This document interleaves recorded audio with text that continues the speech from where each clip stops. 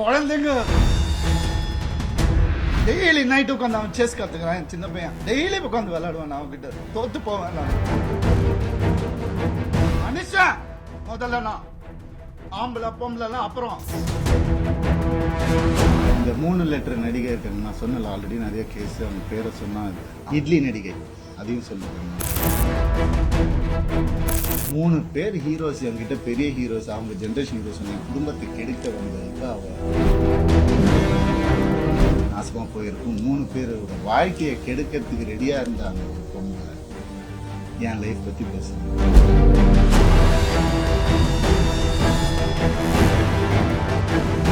என் பிள்ளைங்களை பார்த்து விட போன் கான்ஃபிஸ்கேட் பண்ணி வச்சிருக்காங்க. ஸ்கூலுக்கு பாடி கார்டு அனுப்புறாங்க. என் பசங்க பார்க்கணும் இந்த வீடியோவை. எங்க அப்பா அம்மா கையெடுத்து காலில் ஊந்து கேட்டாங்க, நான் வேணாப்பா அந்த குடும்பம்னு சொன்னாங்க. அவங்களுக்கு கை அறுத்துக்கிட்டு தான் என்ன கல்யாணம் பண்ணாங்க. பிளாக்மெயில் மேரேஜ் தான். நான் உயிரோடு இருக்கக்கூடாது. அவங்களுக்கு மேக்சிமம் அதுதான் நடந்துரும். கண்டிப்பா நடக்கும்.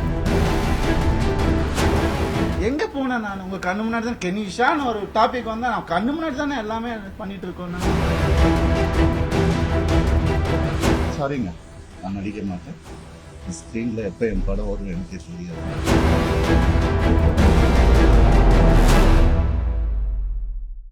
என்னுடைய பர்சனல் இன்டர்வியூவா இதை நீங்க எடுத்துக்கணும். சினிமாக்கும் இதுக்கும் சம்பந்தம் கிடையாது. இது எதுனாலையும் கிடையாது. இது ஆச்சு அதுனாச்சு அதனால பேசுறேன் அப்படிலாம் கிடையாது. இத்தனை நாள் நான் பேசாம இருந்ததே ரொம்ப முட்டாள்தனமா நான் ஃபீல் பண்றேன். ஏன்னா ரவி மோகன், ஜெயம் ரவி, அவர் ரொம்ப சாஃப்ட். அவர்கிட்ட எது சொன்னாலும் அவர் கேட்டுப்பாரு, புரிஞ்சுப்பாரு, அவர் விட்டு கொடுத்துருவாரு. எஸ், அதுதான் என் கேரக்டர். அப்படிதான் நான் இருந்துட்டு இருந்தேன். ஆனா சாது மிராண்டால் காடு கொள்ளாது.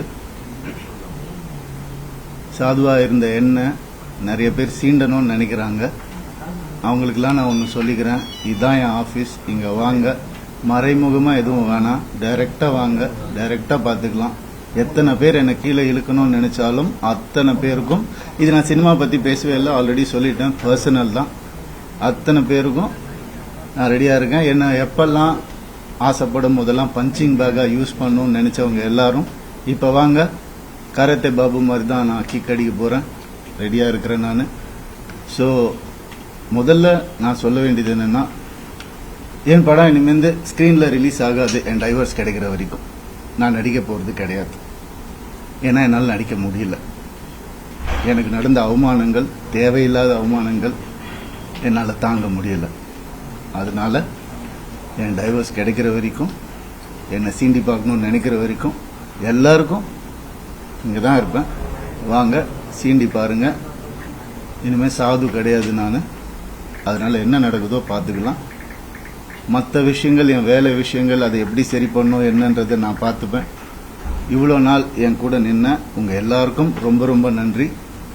என்னைக்கு என் டிவோர்ஸ் கிடைக்குதோ, என்னைக்கு என் பர்சனல் லைஃப் சரியாகுதோ, என்னைக்கு இந்த சைபர் புல்லிங் எல்லாம் நிக்குதோ, எல்லாத்தையும் நான் பார்த்துட்டு தான் இருக்கிறேன். எல்லாம் எனக்கு வரும். எனக்குன்னு இருக்கிற ஒரு சில டீம் இருக்காங்க.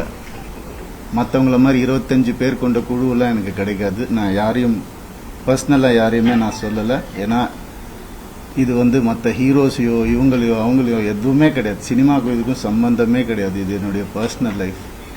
23 வருஷம் ராத்திரி பகலுமா நான் வேலை செஞ்சிருக்கேன்.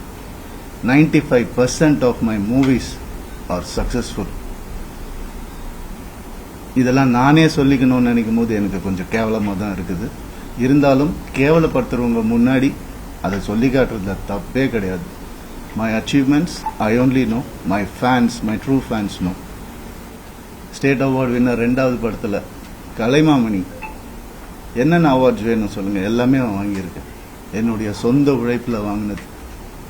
எங்க அப்பாவும் எங்க அண்ணனும் நடுவில் 4 வருஷம் வேலையே செய்யல. இதெல்லாம் நான் நான் யங் ஏஜ்ல சொல்றேன்.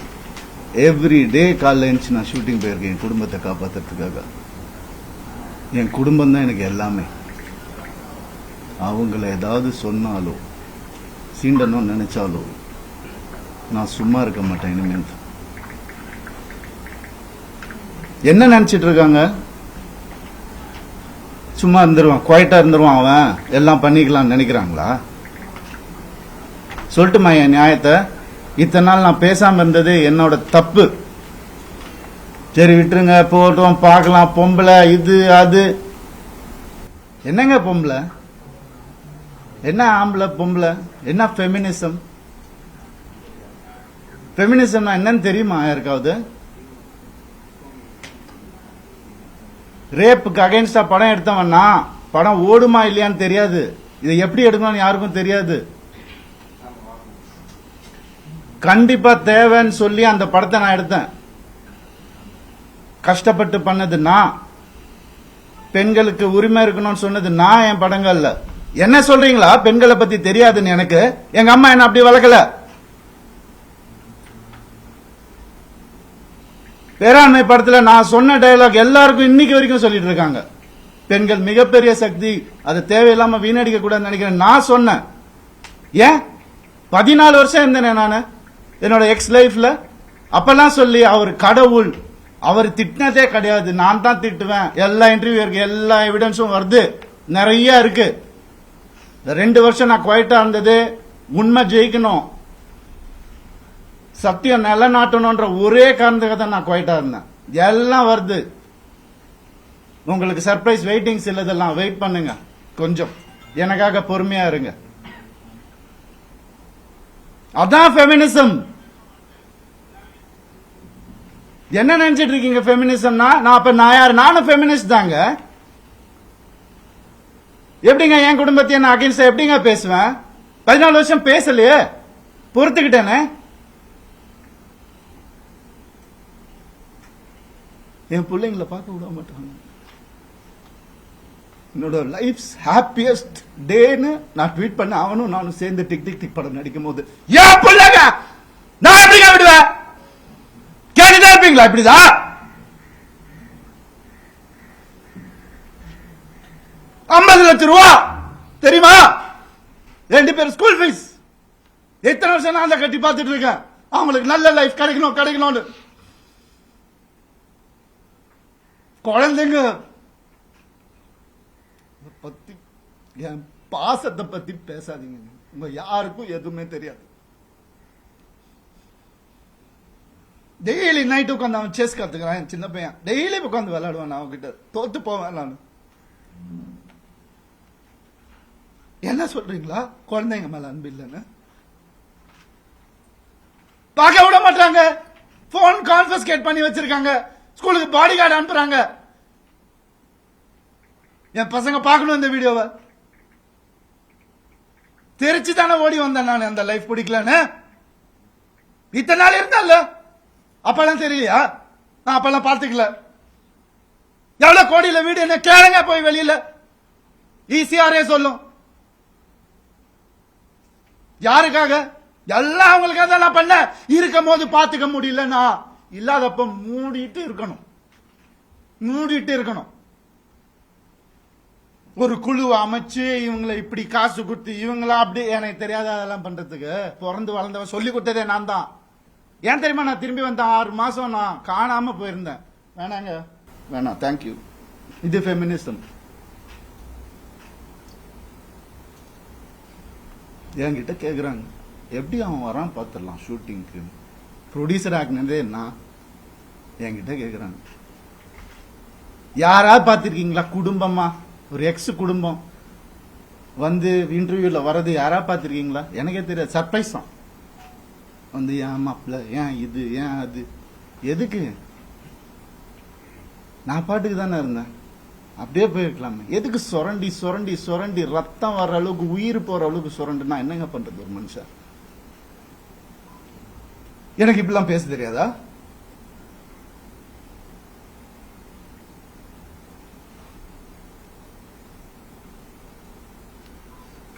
பர்டிகுலரா நான் சொல்லணும்னு நினைக்கிறது இந்த சைபர் புல்லிங் விஷயம். ஒரு பொண்ணு அனுப்பிச்சிட்டீங்க, ரொம்ப தேங்க்ஸ். அதுக்காகலாம் நான் இன்டர்வியூலாம் வைக்கலங்க. அவங்க எங்க இருந்தாலும் நல்லதா இருக்கணும், அவ்வளவுதான், வேற எதுவுமே இல்லை. கெனிஷாவை காலி பண்ணி அனுப்பிச்சிட்டீங்க நீங்க எல்லாரும். சைபர் புல்லிங் உங்களெல்லாம் நான் சும்மாவே விட போறது இல்லை. என் அண்ணனுக்கு நடந்ததுனால, தம்பிக்கு நடந்ததுனால நான் இதான் பண்ணுவேன்.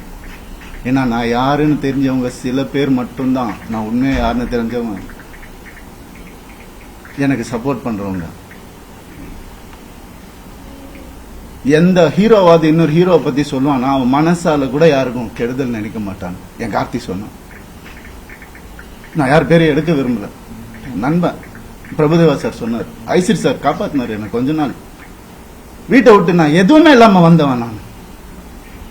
இப்ப நான் வாடகை வீட்டுல இருக்கிறேன், அவங்க எல்லாம் நல்லா இருக்காங்க. நான் கோடிக்கணக்கான காட்டின வீட்டுல நல்லா தான் இருக்கு. எனக்கு தெரியாதா வெளியே போன்னு சொல்லி எவ்வளவு நேரம் ஆகும் எனக்கு? என்னங்க இதெல்லாம்? ஒரு மனுஷனை நிம்மதியா வேலை செய்ய விடாட்டி எப்படிங்க?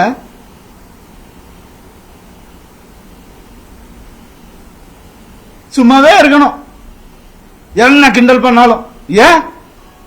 ஏன்னா நான் செலிபிரிட்டி, இமேஜ் தேவையில்லை. மனுஷன் முதல்ல, நான் ஆம்பளை பொம்பளை அப்புறம் மனுஷன். ஒரு மனுஷனுக்கு ஒரு கஷ்டம் வரும்போது அப்ப மட்டும்தான் தெரியும் அவன் கூட யார் இருப்பாங்க. அப்படின்னு என்ன பண்ணுதாங்க கெனிஷா? எப்படி வளர்ந்தவங்க தெரியுமா அவங்க வீடியோ போட்டா அதுல ஒரு சைபர் புள்ளி. ஒரு பொண்ணு என்ன புரிஞ்சுக்கிச்சு, ஏன் பார்க்காத ஹீரோயினாங்க, என் வேலையே அழகான பொண்ணுங்க கூட தான் நடிக்கிறது, அதான் என் வேலையே. எப்படி அழகு இல்லாம இங்க போயிட்டாங்களா? இத்தனை வருஷம் சொல்ல, அவங்களுக்கு ஒரு ரீசன் தேவை. எதுக்கு போறான்னு தெரியல, இதை புடி போய் எவிடன்ஸ் கிரியேட் பண்ணு, இது பண்ணு, இன்வெஸ்டிகேட் ஆபீசரை கூப்பிடு, வரும் எல்லா ப்ரூஃப் வருது, எல்லாம் வரும், ஒவ்வொன்னா வெளியே வரும். அவங்க குடும்பத்திலிருந்தே வரும், அவங்க குடும்பத்திலிருந்தே நிறைய பேர் என்கிட்ட கான்டாக்ட். உனக்கு எதா வேணும் நான் சொல்ல, நான் வந்து வாயை பொத்திக்கிட்டு வேண்டாம் தேவையில்லை, நான் ஹேண்டில் பண்ணிக்கிறேன்.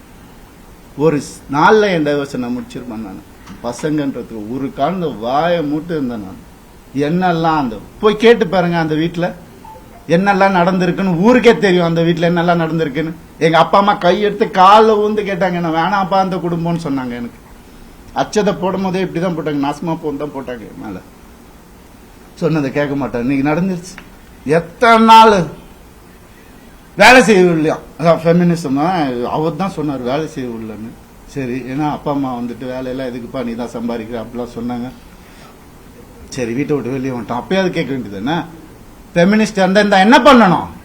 நான் போவேன் வேலைக்குன்னு சொல்லியிருக்கணும்ல. என்ன நினைச்சிட்டு இருக்காங்க எல்லாரும்? இதுல வேற ஒரு சப்போர்ட் அவங்களுக்கு. அந்த இது பேர்ல எடுக்கக்கூடாது, கேஸ் வரும். புரியுது எனக்கு. ஆல்ரெடி 100 கேஸ் இருக்கு என் மேல, ஆல்ரெடி கடன் இருக்கு, எல்லாமே இருக்கு என் மேல. வந்தவன கூட நிம்மதியா வாழ விடாட்டி ஒரு சின்ன ஒரு அன்பு இருந்திருந்தா எதுக்கு வந்திருப்பான்? ஏன் வந்திருப்பான்? யாராவது யோசிச்சு பாத்தீங்களா? நான் இப்படி பேசணுமா? இத்தனை வருஷம் நான் கஷ்டப்பட்டு வாழ்ந்து என் மேல ஒரு பிளாக் மார்க் இல்லாம 23 வருஷம் எவனாவது இருக்கானா கேட்டு பாருங்க. 23 வருஷம்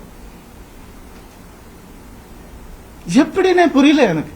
எப்படி ஏன் நிம்மதியா இருக்க விட மாட்டீங்க எனக்கு புரியல. என்ன தப்பு நான் செஞ்சேன்? லீகலா ஏதாவது தப்பு செஞ்சேனா நானு? இல்ல. எப்படி 45 வயசுல எப்படிங்க அந்த அழகு பின்னாடி ஓடுற? என்னங்க பேசுறீங்க? அழகான ஹீரோயின் நடிகர் தாங்க வேலையை அப்பெல்லாம் ஓடாத, இப்ப ஏங்க ஓடணும்? ஒரு ரீசன்.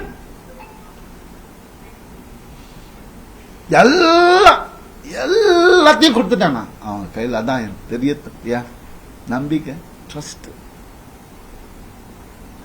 என் லைஃப் இது எல்லாத்தையும் கொடுத்துட்டேன். அப்படியே எனக்கு ஒரு அக்கவுண்ட் கூட கிடையாது என் பேர்ல, தெரியுமா உங்களுக்கு? ஒரே அக்கவுண்ட் தான் எனக்கு இருந்துச்சு, ஜாயிண்ட் அக்கவுண்ட், எக்ஸ் ஃபேமிலியோட. எங்க சொன்னாலும் ஸ்வைப் பண்ணாலும் உடனே போய் என்ன எதுனால என்ன ஏன் இவ்வளவு, நான் தானே சம்பாதிக்கணும். ரொம்ப அநியாயம் நடந்திருக்கு எனக்கு ரொம்ப அந்த வீட்டுல ரொம்ப அநியாயம் நடந்திருக்கு. சொல்ல முடியாத அளவுக்கு அநியாயம் நடக்குது. அதனாலதான் நான் வாங்கி விட்டேன். அசிங்கமா ஏன் என் நேச்சர் அப்படி.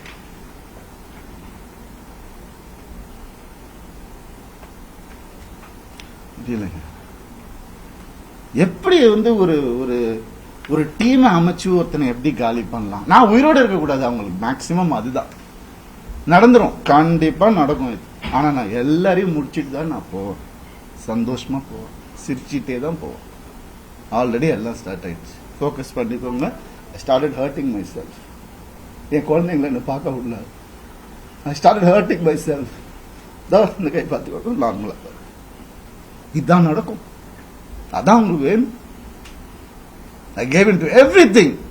Not anymore. வர சொல்லுங்க. மொத்த ப்ரூஃபும் இருக்கு என்கிட்ட. வர சொல்லுங்க தேடி. என்ன வேணா நடக்கட்டும். சாரிங்க, நான் நடிக்க மாட்டேன். ஸ்க்ரீனில் எப்போ என் படம் வரும் எனக்கே தெரியாது. எனக்கு சப்போர்ட் பண்ணுறவங்க சப்போர்ட் பண்ணிட்டு தான் இருக்காங்க. அதனால் அவங்க எல்லாரையும் சாரி சொல்லிக்கிறேன். தயவு செஞ்சு வேண்டி கேட்டுக்கிறேன். என்னோட இந்த டெசிஷனை அப்படியே விட்டுருங்க. என்னால் வேலை செய்ய முடியல. நான் என் பர்சனல் லைஃப்பை க்ளீன் பண்ணிவிட்டு எனக்கு என்ன இமேஜ் இருந்ததோ அதை நான் காப்பாற்றிக்கிட்டு நான் கண்டிப்பாக திரும்பி வருவேன். அது கடவுள் கையில் இருக்கு. இது எவ்வளோ சீக்கிரம் முடியுமோ நான் சீக்கிரமாக முடிச்சிடுறேன்.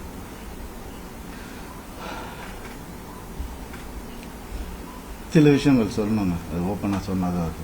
இந்த 3 லெட்டர் நடிகை இருக்காங்க, நான் சொன்னல ஆல்ரெடி நிறைய கேஸ். அவங்க பேரை சொன்னால் அவங்களும் என் பேரை தெரியாமல் என்னை வந்து அட்டாக் பண்ணுறாங்களாம். இட்லி நடிகை, அதையும் சொல்லிடுறேன் நான். 3 பேர் ஹீரோஸ் என்கிட்ட, பெரிய ஹீரோஸ், அவங்க ஜென்ரேஷன் ஹீரோஸ் வந்து என் குடும்பத்தை கெடுக்க வந்த இவாவை அசிங்கமான வார்த்தையில் சொன்னாங்க. நாசமாக போயிருக்கும். 3 பேரோட வாழ்க்கையை கெடுக்கிறதுக்கு ரெடியாக இருந்த அந்த ஒரு பொம்பளை என் லைஃப் பற்றி பேசுகிறாங்க. ஆனால் வேற ஏதாவது பிரச்சனை வந்து அப்படியே நான் ஃபெமினிஸ்ட், நான் இப்படி ஆயிடுவேன். என்ன ட்ராமா இதெல்லாம்? உனக்குலாம் ஏதாவது துப்பு இருக்கா என்னை பற்றி பேசுறதுக்கு?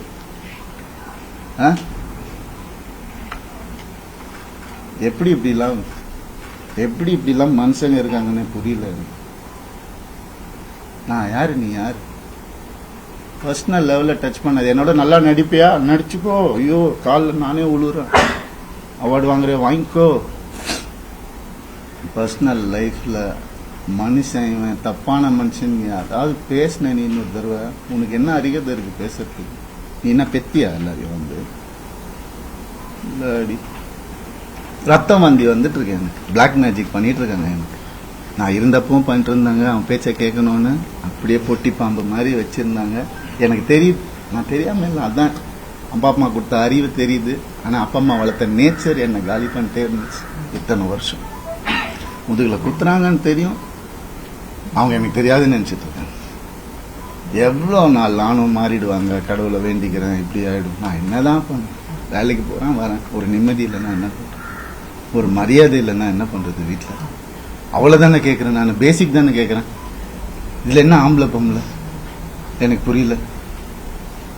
சீக்கிரம் குத்துங்க, வாங்கிக்கிறேன். நான் அப்படிதான் என்ன பின்னால் வேலைக்கு போயிடுறேன். நான் ஏன் இப்ப நான் வெளியே போயிட்டு யாரு கூடயோ போனதுதான் உங்களுக்கு எல்லாம் தெரியும். அதுக்கு முன்னாடி நான் 2 வருஷம் ஹோட்டல்ல அங்க இங்க தங்கினதெல்லாம் உங்களுக்கு தெரியாது. இல்ல, யாருக்கும் தெரியாது. ஏன்னா நான் சொல்லல.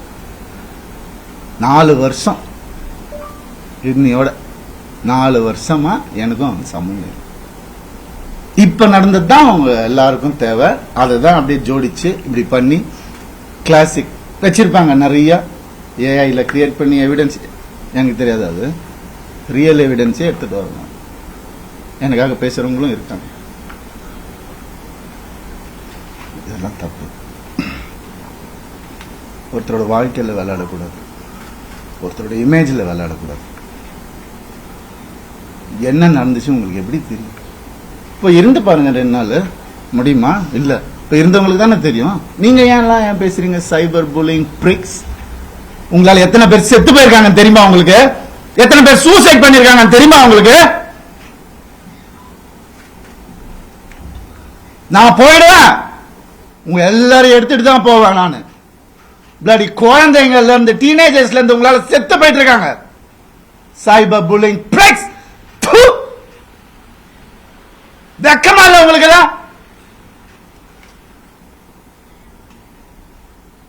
என்ன நினைச்சிட்டு இருக்கீங்க?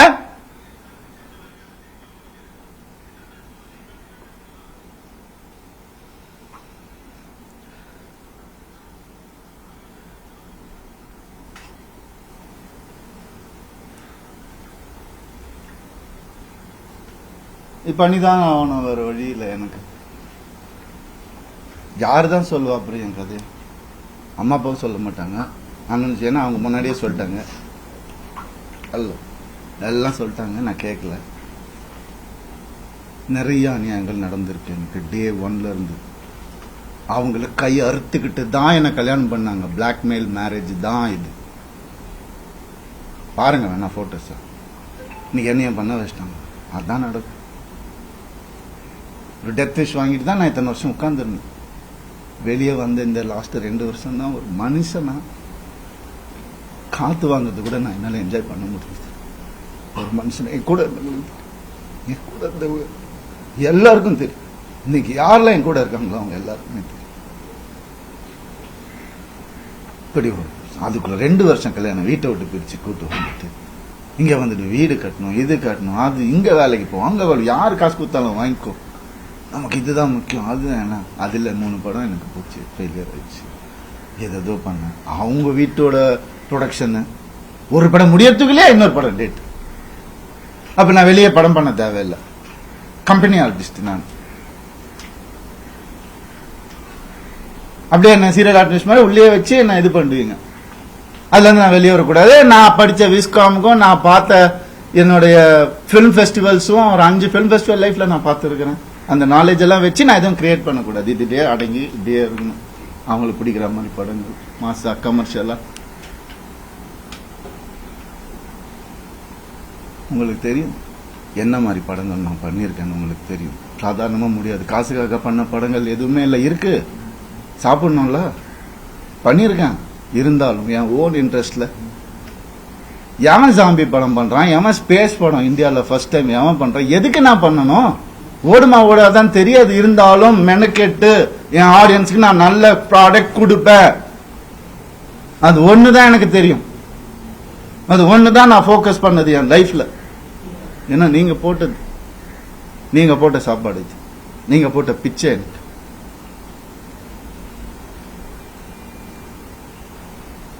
நான் ஏன் சைபர் புல்லிங்க்கு பிச்சை போடணும்? அவங்க ஃபாலோவர்ஸ் நான் ஏன் டெவலப் பண்ணணும்? நான் பேச மாட்டேன். சிவன் குழந்தைன்னு நான் சொல்லுவேங்க. ஆம்பளையும் இல்லாம பொம்பளையும் இல்லாம இருக்கிறவங்கள நான் அப்படி கடவுள் குழந்தைங்க. அவங்க எல்லாம் வந்துட்டு என்னென்னமோ பேசுறாங்க. என்ன இதெல்லாம் ஃபாலோவர்ஸ்க்காகவா? அதுக்காக பிறந்து வளர்ந்து இது பண்ணும் என்ன? எங்க போன நான் உங்க கண்ணு முன்னாடி தான் கெனிஷான்னு ஒரு டாபிக் வந்தா நான் கண்ணு முன்னாடி தானே எல்லாமே பண்ணிட்டு இருக்கோம். நாங்க ஒரு பொண்ணை புரிஞ்சுக்கிட்டு அதையும் தொத்தி அமுச்சு விட்டுட்டீங்க. அவங்க ஃபெமினிஸ்ட் எப்படி இறங்கி RMS லான்ச்ல ஒவ்வொரு ஸ்கிரீன் கிளாத்ல இருந்து ஒவ்வொரு நீடில் இருந்து இது இங்கதான் இருக்கணும் அங்கதான் இருக்கணும் இறங்கி வேலை பார்க்கறாங்க. இன்னொருத்தர் காசுல சொகுசா வாழ்ந்துகிட்டு என்ன வாடகை வீட்டுல ஒருத்துட்டு அப்படி இல்ல. இது அதுக்காக பேசவும் இல்ல. எங்க இருந்தாலும் நல்லா இருக்கட்டும், கடவுள் பார்த்துப்பாரு. கடவுளுக்கு தெரியும் எது உண்மை எது போய் எல்லாமே தெரியும். அவர் பார்த்துப்பாரு. I'm very happy actually. But என்னால வேலை செய்ய முடியாது.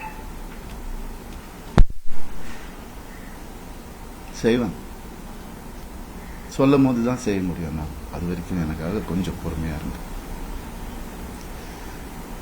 என்னென்னமோ இருக்கு சொல்றதுக்கு. நான் இன்னைக்கு சொல்லலைன்னா கொஞ்சம் பொறுமையா இருங்க என் கூட. அப்புறம் என்னைக்குமே நான் சொல்ல மாட்டேன், வீடியோ எல்லாம் போட்டுட்டு இருக்க மாட்டேன். ஆம்பளை கூட எப்படி இருங்க நான் அவங்க கிட்ட போய் கத்துக்க சொல்லணும். அதான் உண்மை. இறங்கி வேலை பார்க்கணும். சும்மா அதெல்லாம் இல்லை. எத்தனை எலும்பு உடைஞ்சிருக்கும் எனக்கு, எத்தனை ஷூட்டிங்ல எவ்வளோ பிரச்சனை வந்திருக்கும் எனக்கு. உடம்பு சரியில்லாம போயிருக்கிறேன் நான் ஷூட்டிங்க்கு. 104 டிகிரில எல்லாம் போயிருக்கிறேன். இதெல்லாம் நான் சொல்லணும், கேவலமா தான் இருக்கு. இருந்தாலும் சொல்றேன். இதுக்கப்புறம் நான் எதுவுமே சொல்லணும். அப்படி கஷ்டப்பட்டு வந்தவங்க நான். பான் வித் சில்வர் ஸ்பூன்ல கிடையாது நீங்க நினைக்கிற மாதிரி. எங்க அப்பா வந்து நான் பிறந்தப்ப நான் ஓட்டு வீட்டில் தான் பிறந்தேன். ஃபியட் காரு அப்புறம் வாங்கினாங்க ஒன்று, அதுக்கப்புறம் அம்பாசிடர், அதுக்கப்புறம் மாருதி, அதுக்கப்புறம் ஹோண்டா.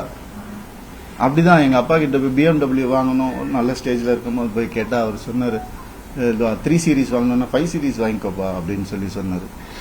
இல்லப்பா அது நம்ம பட்ஜெட் இல்லப்பா. எவ்வளோ இருக்கும்? 55 லட்சம் ரூபாப்பா. என்னடா சொல்ற, ஒரு வண்டியாடா அப்படின்னு கேட்டவரு எங்க அப்பா. நாங்க அப்படிதான் வந்தோம். சொல்றாங்க கோடிக்கணக்கில் சொத்து இருக்குது. மாசம் 25,000 ரூபாய் மெடிசன் செலவுக்கு அவங்க குடும்பத்துக்கு நான் அனுப்பிச்சிட்டு இருந்தேன். எல்லாத்துக்கும் இருக்கு, ரெசிப்ட் இருக்கு, எல்லாமே இருக்கு. நான் அனுப்பிச்சிட்டு இருந்தேன். என்ன கேள்வி கேட்கறாங்க வந்து உட்கார வச்சு. இந்த நிலைமைக்கு தள்ளிட்டாங்க. ஏன்? நான் வாய் முட்டை இருந்ததுனால. எதுக்கு நான் இருக்கணும்? எதுக்கு இருக்கணும்? தேவையில்லை, எனக்கு தேவையில்லைங்க. நான் ஏன் சும்மா இருக்கணும்? ஒரு ஃபேக் இமேஜை நினைச்சு நான் சும்மா இருக்கணுமா? இமேஜே நான் என்னைக்குமே பார்த்தேன். ஒரு ஹீரோக்கு கூட போட்டி இல்லைங்க. எல்லாரையும் சொல்லுங்க, இவர் அவர், அவர் இவர், இவர் அவர். நான் அதாவது தனியாக பண்ணிட்டு இருக்காரு, விடுங்க. With 95% success rate. ஏன்? எனக்கு பிடிக்காது, நெகட்டிவிட்டி பிடிக்காது. என்னையா இன்னொருத்தரை கூட கம்பேர் பண்றீங்க? நான் சினிமா படிச்சுட்டு வந்திருக்கேங்க. பாம்பேல போய் படிச்சுட்டு வந்திருக்கேன், விஸ்காம் படிச்சிருக்கேன், பிலிம் ஃபெஸ்டிவல் போனவன வந்துட்டு எதுக்கு இதுக்குள்ள தள்ளி? அப்படி வளர்ந்தவன் நானு. அதனால இவன் இதுக்கெல்லாம் போக மாட்டான், மீடியாக்கெல்லாம் பேச மாட்டான், வாய அடிச்சுட்டு இருப்பான். அவன் இமேஜ் முக்கியம். இமேஜ்னா என்ன தெரியுமாங்க? நீங்க இந்த சோசியல் மீடியால பார்க்கறதெல்லாம் இமேஜே கிடையாதுங்க. 23 வருஷம் இண்டஸ்ட்ரியில இருந்து நான் சொல்றேன். இன்னைக்கு எனக்காக வந்திருக்காங்க பாத்தீங்களா சில பேர், வரப்போறாங்க. அவங்களையும் சேர்த்து தான் நான் சொல்றேன். இந்த உண்மையானவங்க கிட்ட இவனுக்காக என்ன வேணா பண்ணலாம் அப்படின்ற ஒரு வார்த்தை தாங்க இமேஜ். அதை உடைக்க ட்ரை பண்ணுங்க, பார்க்கலாம் யாரால முடியுதுன்னு. சினிமா பண்ணலன்னா கை கால் இருக்கு, நான் என்ன வேலை வேணா பண்ணி பொழைச்சுப்பேன். டான்ஸ் கிளாஸ் எடுத்து பொழைச்சுப்பேன். நான் பரதநாட்டியம் தெரியுங்க எனக்கு, முறைப்படி அரங்கேற்றம் பண்ணுவேன். நான் எப்படியுமே பொழைச்சிக்கலாம். இதுக்கெல்லாம் ஆளாவே ஆளாதீங்க. ஆம்பளைங்களுக்கும் நான் சொல்றேன், இந்த மாதிரி லைஃப்ல என்ன மாதிரி கஷ்டப்படுறவங்களுக்கும் நான் சொல்றேன். நான் நிற்பேன் உங்களுக்காக. என்ன அநியாயம் நடந்துட்டு இருக்கு இந்த ஜெனரேஷன்ல எனக்கு தெரியும். நான் நிற்பேன். இன்னும் என்ன வேணா வர சொல்லுங்க. இன்னும் 4 வீடியோ பண்ண நான் வந்துட்டு பலாத்காரம் பண்ண கூட அவங்களை சொல்லிக்க சொல்லுங்க. என்ன வேணா பண்ண சொல்லுங்க. இது சுத்தமா இருந்த போதும். அவ்வளவுதான் நான் நினைச்சு வாழ்றது என் லைஃப்ல. அப்படிதான் நான் வாழ்வேன் சாவர வரைக்கும்.